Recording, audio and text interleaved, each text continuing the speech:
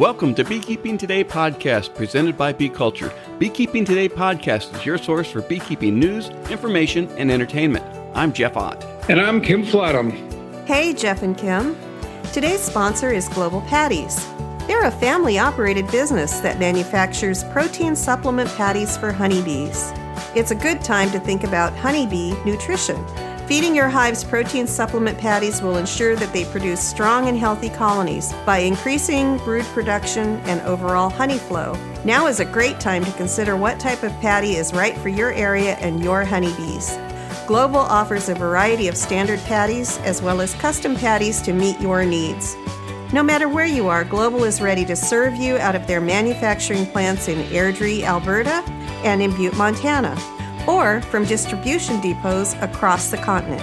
Visit them today at www.globalpatties.com. Thanks, Sherry, and thank you, Global Patties. You know, each week we get to talk about how much we appreciate our sponsor support, and we know you'd rather we get right to talking about beekeeping. However, our great sponsors are critical to help making all of this happen. From the transcripts, the hosting fees, the software, the hardware, the microphones, the subscriptions, the recorders, they enable each episode. So with that, thanks to Bee Culture Magazine for continuing their presenting sponsorship of this podcast. Bee Culture has been the magazine for American beekeeping since 1873. Subscribe to Bee Culture today. Hey everybody, thanks for joining us. We're really happy you're here. Before we get started, just a quick reminder to subscribe or follow Beekeeping Today podcast and give us a 5-star rating. It really does help. Also, we are now adding complete transcripts of each episode on the website after the show notes. Check them out. You can also leave questions and comments online under each show. You can leave a comment, ask a question, reply to a question, ours or listeners. Click on Leave a Comment at the top of the episode's show notes to join the discussion. Have you listened to an episode and thought, that person sounds really interesting, and I'd like to know more about them? Well, now you can. Each episode links to a guest profile. Each profile has a guest photo, bio, contact information, including Instagram and Twitter details if they have them. Check it out. And finally, share the podcast with your beekeeping friends, email them links, or mention it at your next beekeeper meeting. Hey everybody, thanks for joining. We have a fun show lined up today with the return of our Regional Beekeepers. You know, twice a year, we invite 4 beekeepers from different areas around the state to talk about their season just passed and how they are planning for the coming season. Today, we have beekeepers from Ohio, Colorado, Arizona, and Washington State. Stay tuned for this informative show, and you'll hear how beekeeping is all the same, but different, depending on just where you live. Also today, we have Dr. Jim Tew sitting in as guest co-host for Kim. You may know Jim from Honeybee Obscura podcast, one of his books, or even from a talk at a local or national beekeeping meeting. He's joined us on a couple of occasions in the past, and we welcome him back today. This is a big show, so let's just get to it right now after a quick word from our friends at Strong Microbials. Hey, beekeepers! Many times during the year, honeybees encounter scarcity of floral sources. As good beekeepers, we feed our bees artificial diets of protein and carbohydrates to keep them going during those stressful times. What is missing, though, are key components. The good microbes necessary for a bee to digest the food and convert it into metabolic energy. Only Super DFM Honeybee by Strong Microbials can provide the necessary microbes to optimally convert the artificial diet into energy necessary for improving longevity, reproduction, immunity, and much more. Super DFM Honeybee is an all-natural probiotic supplement for your honeybees. Find it at strongmicrobials.com or at fine bee supply stores everywhere. And while you're at the Strong Microbial site, make sure you click on and subscribe to The Hive, the regular newsletter full of interesting beekeeping facts and product updates. Hey everybody, welcome back. You know, this is that great time of year when we get the regional beekeepers together, and that's what we're doing. Sitting across the virtual Zoom table right now are 4 beekeepers, plus a new co-host. Well, not so new. He's been with us before, Dr. Jim Tew. Jim, thanks for joining us today in Kim's place. thanks for letting me come back. I feel good to be asked to come back. So that's a good sign, right? Good sign. Yeah, no one else was available, but, I'm glad that you were. Okay, I see. Right. All right. Just kidding, Jim. Just kidding. Yeah, I know. Kick a man while he's down. Kim will be back with us shortly. Well, sitting around the table at Beekeeping Today right now, we have 4 regional beekeepers. Starting east to west, we have Tracy Alarcon from Northeast Ohio. We have Ed Colby from Colorado. From Arizona, we have Duane Combs. And from Washington State, we have Paul Longwell. Welcome, guys, to the podcast. Thanks for having us back. It's always a great time. If you haven't heard our prior episodes with the regional beekeepers, what we do is we've contacted 4 regional beekeepers to talk about their season just past and beekeeping. And it's kind of a good experience for everybody to know. Sometimes beekeepers get isolated out in their bee yards and think that they're the only ones having problems. And all they do is read and go online and see how great everybody else's life is as a beekeeper. And the reality is a little harsher than that sometimes. And what we do as regional beekeepers kind of share each other's stories, both positive and negative, and learn from each other.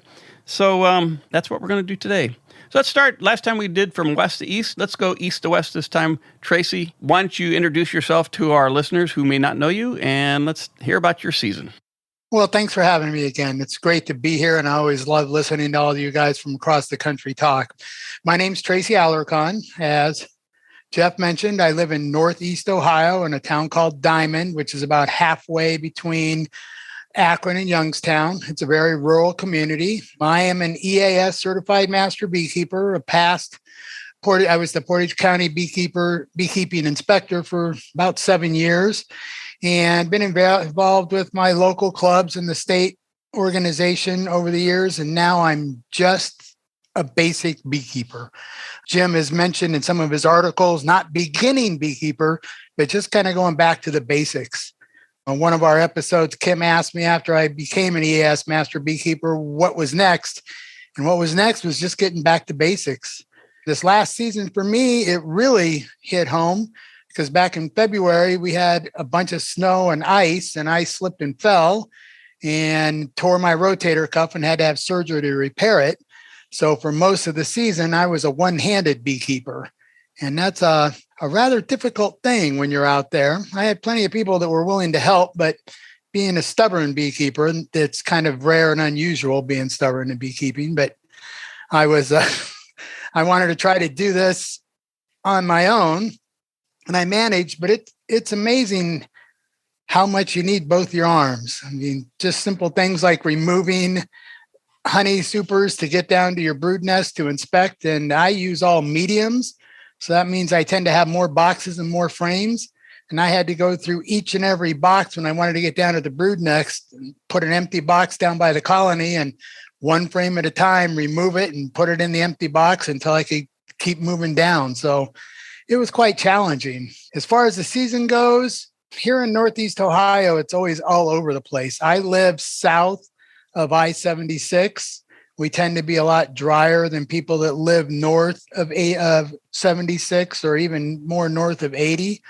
I had a pretty typical spring. Dandelions bloomed in about the middle of April. I had very little mite problem this year, which I was very grateful for. I don't know why. I didn't do anything different. And I mean, I do propagate queens from the colonies that have the lowest mite counts, but I didn't really do a whole lot this year being one-armed. And I didn't have any small hive beetle problems, but kind of talking to people that are a little more north of me and south, they seem to have a lot more hive beetle problems. But a lot of those were people that purchased packages that came from the south. And I have no problem with package producers. I think they're great. I think they do a great job. They just have some other challenges that we don't have here in Northeast Ohio. And since, I'm basically raising all my own stock and continuing to replace stuff, I don't seem to have that much of a problem. I don't think the people around me either aren't beekeeping anymore or weren't bringing in packages, because a lot of them I've helped teach how to make nukes, and a lot of them do the walkaway dirty split so that they're raising their own queens and they're not bringing in so many packages of bees, because we've been trying to stress that at our local club. It doesn't always work and it goes in cycles. But so, my spring was pretty typical. I did not harvest any honey this year. And summer, for me, summer was dry. It was very, very, very dry. We had rain up until about the middle of May pretty consistently. And then it was just dry. The goldenrod didn't produce at all. And I've had to do a little bit of feeding. And if you listen to the podcast from me in the past, I tend to feed hard food. Time-wise, it's just easier for me to go buy a 50-pound block of baker's fondant in one of our local grocery stores. And that's what I end up putting on top of the colony for most of the winter. So the colonies that I have all have 50 pounds of baker's fondant, and they're all healthy. And my Varroa counts stayed less than 2% all year. Now, I probably missed some swarms because I wasn't going through my colonies as often in the springtime. So that may have been beneficial just with having the brood break and all that. But are you treating it all for Varroa? In the past, what I've done is I always make midsummer splits. And then after I do all the splits and put in queen cells, I give them an oxalic acid vapor treatment per the label when it's broodless. This year, I did not do that at all. And in the past, I've experienced some mite bombs coming around August, September. I didn't witness that at all this year. But if I get those, then I'll use Formic Pro, the formic acid treatment. But this is going to be an interesting year because I didn't use any poison. I didn't use oxalic acid or formic acid or anything for Varroa. So, I did monitor, and like I said, my Varroa counts all season long were 2% or less. So, Tracy, Jim Tew here. You didn't take off honey because you were one-armed, or you didn't take off honey because the bees didn't make it? I could have taken some spring honey. I probably had enough for maybe 3 supers of spring honey, and I didn't take it because I was one-armed. Just trying to pull the boxes in and set up the extractor because I still use the extractor in the kitchen. And so I have to bring the extractor in from the shed and set it up in the kitchen. And that's not anything I could do one-handed. I wouldn't be allowed to do it two hands. Well, I have to wait till my wife's gone at work, and then I have to bring everything in, set it up, get it done, and clean before she comes home. Because Tracy sounds like a typical beekeeper. He doesn't have any friends because he's already imposed on everyone around him to help him through the years. Well, luckily there's always, the influx of new people that are eager to be to be used. Who don't know any better. They don't know any better. So, but, like I said, I was a little stubborn this year. I had plenty of people that were offering to help, but I wanted to see what I could do with the one arm because I was concerned that I wasn't going to be able to do it, but it all healed up and I'm all ready to go for next year. And because my Varroa count was low and they have plenty of food and plenty of pollen that they brought in, because while the goldenrod didn't produce any nectar, there's an abundance of pollen. So, I've done everything I basically can to make sure they'll go through winter. And now it's just the fates will tell whether they all survive or if any survive. Well, thanks, Tracy. Let's move on further west here. Ed, let's talk about how Colorado is. I had a mediocre year. I had some, an average year around here is generally about 40 pounds per colony. Of 70 colonies, I had maybe 35 that averaged 20 pounds and 35 that averaged 60 pounds. So, and that's all location. Do you think any of that's climate related? Some of the areas where I'm keeping bees are becoming suburbanized. And so we're losing some alfalfa that way. I'm out in the country. In addition, we had some farmers around here who thought they were going to get rich on hemp. That didn't work out for them. It seems like there was 3 or 4 years when hemp was a pretty big deal, and I don't know the details, but there's a lot of ground, especially close to where I keep my bees, that is really a mess. It's just all torn up. It was hemp, and now it's weeds, or it's in the process of getting revegetated. So there's a lot of things I can blame. Poor beekeeping might be part of it, but I seem to do better in some locations. On Varroa mites, I do spot checks during the summer. So I've got I have 70 to 80 colonies typically.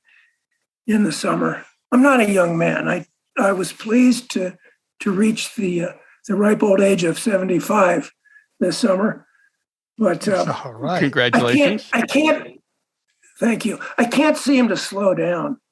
If you're skiers, you might have heard of this guy named Klaus Obermeyer. He's over 100, and he's famous because he started a ski clothing line, and a lot of skiers have heard of him. Anyhow, I had the pleasure of riding the lift with him a few years ago, and I said, "What's the secret, Klaus, to living to a vigorous old age?" And he said, "Never stop doing what you love to do." And what I love to do is beekeeping, and so I probably do too much of it. So I do these spot checks, and what I try to do is every time I visit a bee yard, and I have half a dozen of them, is do at least 4 counts, test at least 4 different hives. I use a sugar shake method. So I'll do four, and then the next time I visit the yard, I'll do 4 others. And because I write these numbers down on the outside of the hive, I have a running total of how things are going. If I get a number that I consider to be alarming, which, just as an example, a count of 3 mites in a 300 bee sample in July, to me is alarming. I'll give them some kind of a treatment. And I used Formic Pro, which sometimes works and sometimes doesn't. Sometimes it just kills the queen. And I used HopGuard this summer, which was largely ineffective. You hear these stories about, whoa, if you have 5% infestation rate with mites, that this hive is dead, but it doesn't know it yet. That has not been my experience. I have brought many colonies back that had counts of 25 or 30 mites per 300 bee sample, which would be, say, 7-8%. Sometimes it gets ahead of me. I had a few weeks ago that had 100 mites and no queen, and I thought, well, I'll fix it. I'll bring it back. A month later, it had a count of 6 mites. I used Apistan on it, but not very many bees. It's practically out of bees. I don't consider myself a great beekeeper, but I do consider myself a great mistake maker. And I consider mistakes. Failure is the greatest teacher. And I want to tell you a story that you guys are going to laugh at. Yeah. You master beekeepers will laugh at this. I just didn't think ahead. I plugged some supers with comb honey. I mean, plugged them. I just had 3 or 4 hives, but I had maybe nine supers, plumb full of comb honey, beautiful comb honey from a very particularly fine type. And then I harvested my liquid honey, and I just didn't get around to harvesting my comb honey until a couple of weeks ago. The bees had eaten it, basically. They ate most of it. It was just, what I had some very strong colonies confined under a queen excluder to one brood box. And they just decided that they needed some of that honey they'd made during the summer. And I don't know whether they ate it or they dragged it down there to get ready for winter, but it's pretty much of a disaster. Well, at least the bees got it, not the small hive beetles. We don't have those around here that I know of. I don't know what a small hive beetle looks like. I do want to talk just very briefly, before I get too wordy here, about my winter preparations. I don't insulate. I think that if beekeepers spent half the time worrying about controlling their mites that they do insulating their hives, they would do much better overwintering. What I do is I put a medium super, an empty medium super on top for insulation, and that's pretty much it. You put anything in that medium super, or is it just empty? Comb. Empty comb. Oh, empty comb. All right. My losses for 200 colonies over the past 3 years have been 5 colonies total. You can call it good beekeeping, you can call it luck, but I credit mite control. And the main thing that I do that is most important, I feel, is in late November or early December, I give an oxalic acid dribble. Basically, I generally can't find a mite until June of the next year. Yeah, that was late November, early December, you said? Yeah, that's about the time when most hives have gone broodless. That's the key thing here. I see. And I've done that in January as well, and that also works. But you never know what the weather's going to be in January. And I will do that The weather doesn't have to be particularly warm. I would do that anytime the temperature's above freezing. I will open those hives up and I will dribble on the lower super and I'll dribble on the upper super. I close it back up, and I think that works pretty well. Let's move west a little bit. But before we do, I want to take this quick break to hear from our friends at Better Bee. Now that the honey harvest is over, it's time to think about winter. It's important to make sure your bees have enough stores to get them through to spring. Visit betterbee.com/syrup to learn how to make your own 2-to-1 sugar syrup for fall feeding, and to shop for a hive top or in-hive feeder to make sure all your bees get fed. Remember to stop feeding sugar syrup once your daily temperatures consistently dip below 50 degrees Fahrenheit. Visit betterbee.com to learn all about fall feeding. Better Bee, your partners in better beekeeping. All right, well, we're in the state of Arizona now. Duane Combs. Duane, you're down in the Phoenix area. Why don't you introduce yourself to our listeners? And Thank you. I'm in the Phoenix area, the land of dry, hot, and African feral bees. So when y'all talk about winter, it was 89 degrees today, 88 degrees yesterday. My bees do slow down from about November 15th to January 15th in a normal year. We do also have freezing weather here. The first freeze date is December 30th, and the last freeze date is January 3rd. It also snows here once every 10 years, and they tell us about it because it hits the ground at the airport, they record it, and then it's gone. You might be able to look up on the mountains and see something that'll last half a day. We have the same problem with rain here. When it rains, it goes away within a day. So it's a different world here. I've talked about the low points this year for me is I didn't get much honey. Typically in a desert environment, you're going to get 30, 40 pounds in a good year. This has been a dry year, but it hasn't been a horrid year. The best beekeeper I know in the state of Arizona pulled 180 pounds per hive for 6 hives. My joy this year is I went out to, I've got 2 yards that are along the Gila River that has running water in it. I went out to the first yard and I discovered green honey, fluorescent green honey.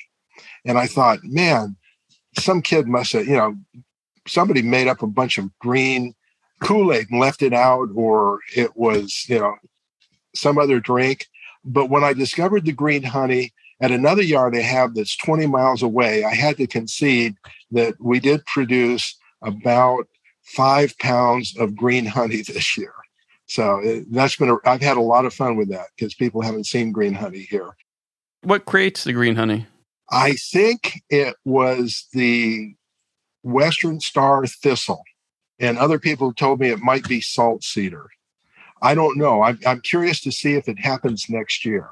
Have you tasted it? Yeah, it tastes like normal honey.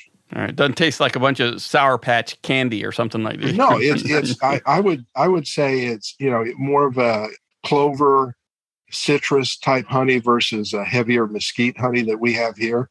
So yeah, I mean, the first time I saw it, I stripped it out of the hive. And the second time I saw it and I tasted it and I said it wasn't bad. And then when I saw it on the other yard, I went, there's got to be something going on here. But it's a lot of fun to see because it is fluorescent green. And is that like Prestone antifreeze green? Yeah, bright green. If you go to Facebook and look me up, my picture is the picture of that green honey. Interesting. So yeah, it was. Challenges this year. I right now have 60 hives and I sell nukes, and I have to buy all of my queens from someplace else because of our African breeze here. The African drones are much more effective at mating than European drones. And so I was buying queens out of Hawaii and, January, February, and I had a 50% 6-month failure rate on those queens, which was pretty tough to take. The other thing we have here is I try to get a handle on heat because that's our big problem in the summer. We had a week this year where the high temperatures were 110 to 117. And it's been as hot as 127 here. So I did an experiment and I put 5 10-frame boxes, Langstrom boxes, in the sun. And then I put 2 inches of foam inside the box and 3 inches on top for another 5 to see how they do in direct sunlight. And then I did the same thing for under misters because we're very dry here, and then in shade. And I ended up losing 100% of the 10-frame bees that were in direct sunlight. And I tracked the daily temperatures on it. And one of those hives hit 153 degrees. Did they have the insulation on it, or was that in the mist? No, that was without insulation. And with the insulation in the sun, I ended up losing 1 of 5. And then the ones that were on misters and the ones that were in the shade, I was able to keep under a peak temperature of 107. And so if I can keep my bees under 107 degrees, they seem to do well, and I don't have queen problems.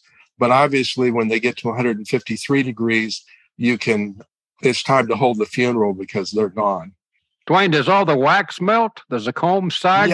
Yeah. When he talked about cut comb honey, I can't do that. I have to use plastic foundations because if I try to let the bees build their own comb, when we hit a hot day, it'll melt, and usually melts and blocks the entrance, which causes a problem. Do you have to provide water? Yes, all of my yards have water available.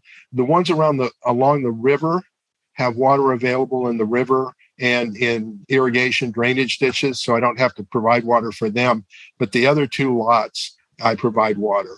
Yeah, have to. So hauling water is part of my existence. Because, like I say, I mean, right now it's 20% humidity, and we go as low as 5% humidity out there for days. Right. That's what my thought was. How do they raise brood with no humidity at all? They do it, obviously, but yeah. Well, they haul water. Your bees. The reason that I can only get 30 to 40 pounds of honey is because your bees transport nectar. My bees transport water. I mean, you can watch them, and I try to provide at least one water source in shade. And it's really funny because in the winter they'll go to the exposed sun locations, and in the summer they'll go into the shade locations to get water that's 10 degrees cooler. So it's just a different world. It's a unique set of problems. Yeah, but the bees, if you get through June, July, and August, the bees do real well here. And like I say, I mean, I don't know what winter is. Do you have a small hive beetle problem out there? Up until this year, I had never seen any hive beetles. And I've got 2 locations that are irrigated. And I've seen 1 hive beetle in 4 hives in both locations. So because it's so dry, there's really no place for them to reproduce. Yeah, they can't get to the moist soil to reproduce. Because I mean, Florida talks about how they'll go, 150 yards to find wet soil. Well, here they can go 5 miles and they're not going to find wet soil. What about those Africanized bees? Or do you have any problem with the genetics of that? I actually have 1 yard. I might check every month. Now, there's sometimes when I'll use oiled boards because everything I have is screen bottom. And there's other times when I'll use sugar, and then I try at least once a quarter to use Dawn dish detergent. And we were doing that in a yard today, and there's 36 hives there, and they're in groups of 4 except for the first 2 and the last 2. So we're checking the first 2, and there's no mites. And make a long story short, until we got to the next to the last row, we saw 0s and 1s, and then we saw 3 pluses. And so we have 2 African hives that are at the end. And the reason I have them is for Africans, they're fairly gentle. And I read a paper that says that if you breed a European drone to an African queen, you can breed out the aggressiveness in 2 generations. So I wanted to try to do that. And so they just kind of sit there and we ignore them. Well, we finally got around to testing them for mites today. And one had 27 mites and the other one had 30 mites per 300 bees. Wow. Yeah. So my mite problem for that yard is coming from those 2 mite bombs. Interesting. And those were the Africanized bees? Those were the Africanized bees. Yeah, it kind of goes against the common wisdom that the Africanized bees are better with fighting Varroa. Yeah. Yeah. Well, I think the way they survive is they reproduce 10 times a year. They grow until they run out of food. And then they abscond and look for better resources. And I think they're no better than any other bee in terms of mites. I just think that they breed so fast and move so fast that they outlive it. Just for our listeners, just to clarify, when you say they breed so fast, you're not talking about the individual bees. You're talking about the swarming nature of the colony itself. They abscond or they change locations a lot more frequently. Yeah. One of the other topics that often was cited as lower Varroa was because they naturally, unless you have them on foundation, have smaller cell size, and the Varroa tend to like that less. Yeah, I've read that. Because I use plastic foundations on everything, I don't have any personal experience with that. All right. Well, Duane, we'll come back to you in just a little bit. Let's move to the Pacific Northwest. Paul Longwell, why don't you introduce yourself to our listeners and your operation there? Hey, well, I'm lucky to be in the Northwest where normally it's raining, but not this year in the summer, but boy, it was bad in the springtime. Jeff lives about 15 miles away from me, and first thing we did is we picked up our nukes and everything. And the next thing I know, I'm putting nukes in the middle of a rainstorm. And we had really bad spring. It rained all the way through April into almost the end of May. Because of that. To July 4th, I think, didn't it, Paul? Yeah, you couldn't get into the hives. So you couldn't get in there to do any splits. I had overwintered hives. I couldn't get into them to do splits. So they were swarming on me. So I was catching swarms all over the place. And I went from 4 hives that overwintered to 17 this year. So it's been a bee growing experience this year for me. Honey, about 30 pounds per hive, but I decided I was not going to harvest any of it. What I did is I moved the honey over to the hives that split, preparing them for winter. My goal is to get up to about 25 hives next winter or next spring, if I can. My wife will kill me when she hears that, but that's my goal. I opened up my first out yard this year, which is working out pretty good other than forgetting to keep on checking them. I run several different hives this year. I kind of use my yard as a teaching yard. So I have 8-frame, 10-frame Langstroths. I got a long lang, and then I have 3 hives and my AZ hives in my bee hut. So you can see a whole bunch of different type styles around here. I really prefer my AZ hives over the Langstroth. Especially with the spring, I was into my hives and I was emailing Jeff, say, hey, look at my hives, and he's going like, I can't get out to see his. So it was fun. That's because those colonies are in the bee hut? Yeah, they're AZ hives. And I treat them different for Varroa. I'm using OA oxalic acid drip for those. But then I'm using OAB out on the Langstroth hives. It's really nice to work them. In fact, what I'm doing is I'm redesigning my AZ hives to go to a different way. Most of the hives here in the United States, they're 3-level or 4-level. I'm going down to a 2-level hive, but I'm making it 12 frames wide with 3 frames in the back, which will compact it down. I've been reading some books about guys that are keeping just single deeps with a super on top for better winter survivability. And what I'm also doing for winter this year is I'm putting insulated tops on all my hives. And what I did is I moved the hives closer together because when I looked at my AZ hives, I noticed the cluster was always more towards a common wall. So what I want to do on my Langstroth hives is move them together so the hives have a common wall for heat. And you're also going to move your cot into your bee hut, aren't you? Yeah, I was guilty. I slept out there 2 or 3 times this year. In fact, I'll probably be out there this weekend since my wife is going down to Portland to see the new grandbaby. So it's nice. You can go in there, and as soon as you open the door, you hear the bees. You walk out through the yard, and like this morning, it was 45 here in Olympia. You go by the Langstroth hives, and all you just see a quiet and a bee or two coming out. You go into into the bee hut, and you just hear all the sounds. And it's kind of it's nice to hear it. And plus you have the bee smells and the honey smell and everything else going.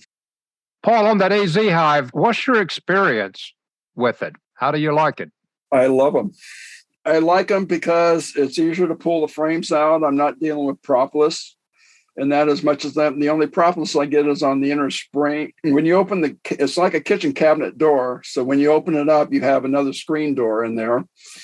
And you can just see right in the frames, and you can turn around and you could just look at the ends of the frame and say, there's honey in that one, there's honey in that one, there's no honey in that one. They haven't built that one out, and not even open it up, which makes it nice. And then just, you keep them down to where you want, just taking a frame out, like you're pulling a drawer out and moving it over to where, so you could just manipulate your frames and keep them all in the one level you want them in, which makes it kind of nice. Over in Europe, they just pull the frames when they have them mounted on trailers some places.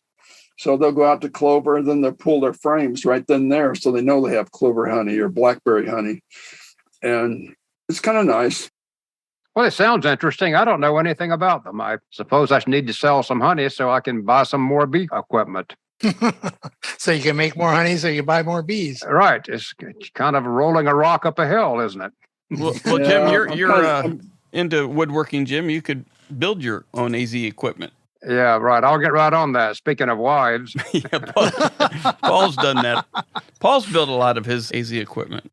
Paul? Yeah. When you slept in your bee hut, did you feel any healthier? I read an article that said people are going to stay in those huts to breathe the bee air because supposedly it has a health effect. I felt very relaxed when I got out in the morning. It's like, sometimes when you sleep so much, then you're just, you're exhausted, and you finally get, that was a good sleep. Yeah, it's relaxing. I did order out of Sylvania one of the kits that you can plug into your beehive on the top, which will actually let you breathe it through a mask. But it hasn't got here yet. So I want to try it. Isn't that what Darth Vader was hooked up to? Never mind. Sorry. Never mind. I am your father. Yeah. Paul, when I was in the Ukraine in 2013 for Apomonia, we went on a bee tour, and they have these Ukrainian horizontal hives, and they had these little mini cottages built over the top of them. So you could go in there, and there was a bed in there. You could hear the bees underneath you. People paid good money to rent a night over the bees, and I'm not exactly sure what the benefits were, but there were apparently lots of people who thought there were benefits. No, I meant from the other side. You go over there and you can actually see pictures of, where they'll have like 10 or 15 stations where people have the snorkel into the beehive, and they actually pay, for treatment out there for that. It's very common in Ukraine. Isn't that a hookah? Well, here it is. A bee hookah. Sorry. Do you have any particular challenges this last season, Paul? The challenges were the weather. It was really bad to get in the hives and do any typical splits or maintenance you wanted. Because of the weather, if we look at our fruit trees, like our plum trees, no fruit. Our cherry trees, no fruit. Apricot trees, no fruit. The apple trees that came out, we had some fruit on some of the trees, but they were only 2 inches in diameter compared to a normal apple, which is 4 inches. Blackberries came on late. And because we're having such a dry fall, the varroa brood has been keep on growing into the hives, and varroa is normally they would be broodless. Right now we're pretty close to broodless, but I still have a lot of brood in my hive, so I'm definitely double checking the treatments and making sure I get them knocked down. Jeff, you have experience with Varroa at your place. I'm not talking about Varroa right now. That's a nasty word here in this household. Well, thanks, Paul. So at this point, I just wanted to open it up the floor and let you guys ask each other questions if you have any questions for each other. We have a few minutes left before we're going to have to wrap this up, but I wanted to give you guys the opportunity to talk. I find it interesting trying to keep bees in Arizona when you're talking 153 degrees and 5% humidity. It's just kind of, I can see all the wax melting and just being, not only that, but then if you're out working in a bee yard, it's just hot. I grew up in Southern California out in the high desert, and we get a few days where it was 110, but I wasn't a beekeeper then, dressed in anything, trying to work a colony. Do you work colonies during that type of heat, or? In the summer, we start at 5 a.m. and we're done by 9 a.m. And it's still 90 degrees, right? Oh no. Yeah. When you're done, okay, you have to wring all of your clothes out and you have to consume water. But it's just, you just get used to it. You get up at, 5 a.m., done by 9 a.m. Our rule is you don't touch bees above 105 degrees. I'm sure they're probably pretty cranky above 105 degrees too. Not if you have a spray bottle of water, which we use instead of smoke. Really? Yes. Just plain old water. Plain old water. Not sugar water, just plain old water. Plain old water. Well, they don't have to go harvest it, right? So that they're probably trying to suck it off of everything. Evaporative cooling. I have a question for any of you guys. I had an interesting phenomenon this summer. I was telling you about these powerful comb honey colonies that ultimately ate all their honey. So I made these very strong colonies confined to one brood chamber with a queen excluder over the top. And they really outcompeted the other bees in the bee yard, almost all of which had been split. My experience is if you have strong colonies, when you have dandelions here with old queens, they want to swarm, but not with new queens.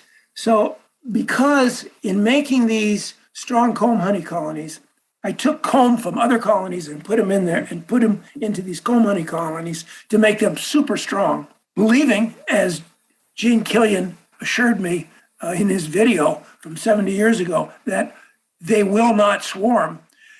Have you guys any experience with making super colonies with new queens for exceptional honey production?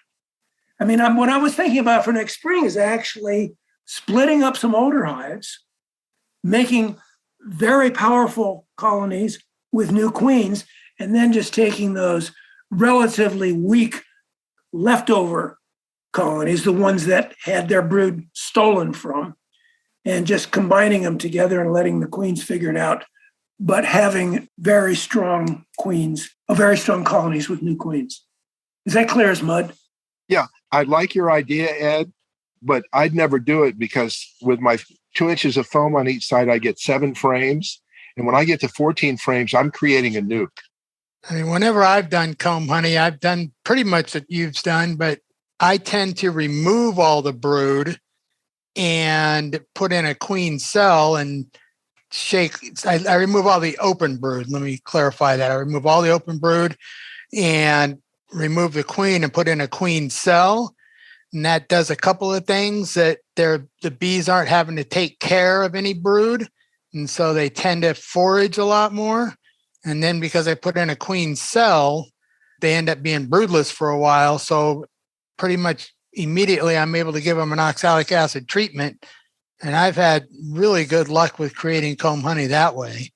I apparently didn't make myself clear because what I'm interested in doing is not just producing strong comb honey colonies. I'm interested in producing, liquid honey colonies the same way.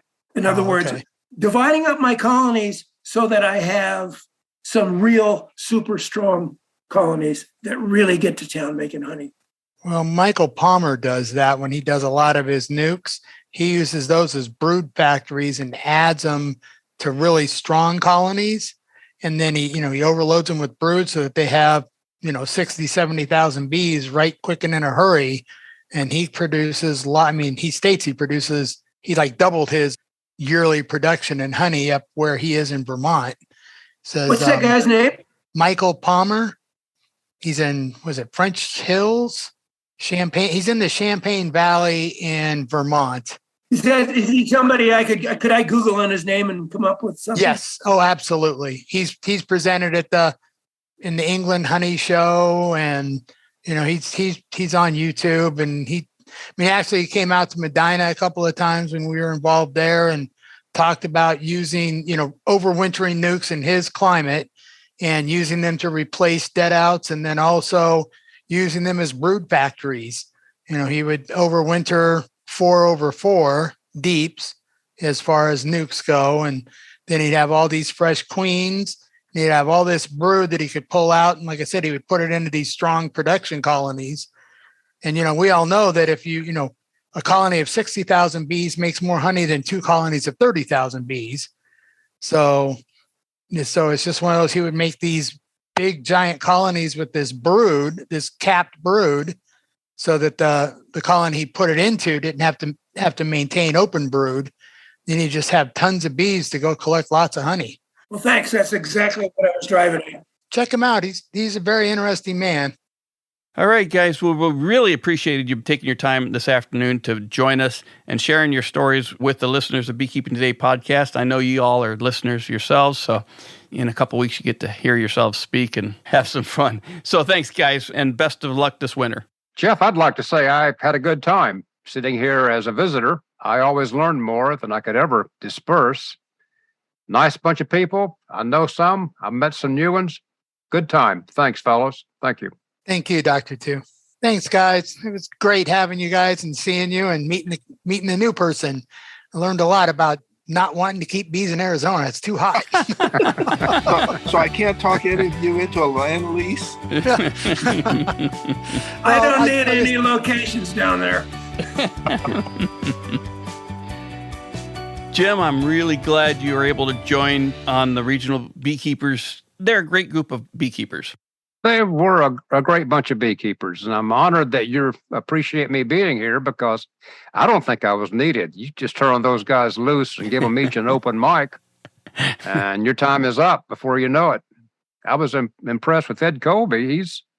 He's a year older than I am, and what do you say you had, 70 or 80 colonies? Yeah. I got 15 to 20, and I was considering cutting back, and I'm just a year younger than he. And Arizona? I'm not going to keep bees in Arizona. Good grief. That is absolutely the truth. I mean, there's enough problems with just water and heat, but then you add in the mix, the Africanized bees. I don't know. Yeah, it's a challenge. We're probably offending Arizona beekeepers all across the country here, but our apologies. You're a tough bunch. You're a tough bunch if you can keep bees where it's that hot and water that limited. Yeah, it is. It's a good group of people, and it's good to hear what everybody else in different parts of the country are doing, because as we've often stated, beekeeping is, location. But you don't really realize it. You go to a bee meeting and you're just basically in the same geographical area. But when you start pulling from different regions of the United States, it's different everywhere. Well, it made the Pacific Northwest and Northeast Ohio sound pretty tame, didn't it? Yeah. It rains here, it's cool here, it's cold here, it snows here. Yeah. It's just beekeeping. We got mites, we got small hive beetles. I enjoy talking to beekeepers. They have the same mental illness that I have, so it's good to be around like-minded people. Well, that about wraps it up for this episode. Before we go, I want to encourage our listeners to rate us 5 stars on Apple Podcasts or wherever you download and stream the show. Your vote helps other beekeepers find us quicker. Even better, write a review and let other beekeepers looking for a new podcast know what you like. You can get there directly from our website by clicking on reviews along the top of any web page. As always, we thank Bee Culture, the magazine for American beekeeping, for their continued support of Beekeeping Today podcast. We want to thank our regular episode sponsor, Global Patties. Check them out at globalpatties.com. Thanks to Strong Microbials for their support of this podcast. Check out their probiotic line at strongmicrobials.com. We want to thank Better Bee for their longtime support. Check out all their great beekeeping supplies at betterbee.com. Thanks to Northern Bee Books for their support of Bee Books Old New with Kim Flodham. Check out all of their books at northernbeebooks.co.uk. And finally, and most importantly, we want to thank you, the Beekeeping Today podcast listener, for joining us on the show. Feel free to leave us comments and questions at Leave a Comment section under each episode on the website. We'd love to hear from you. Thanks a lot, everybody.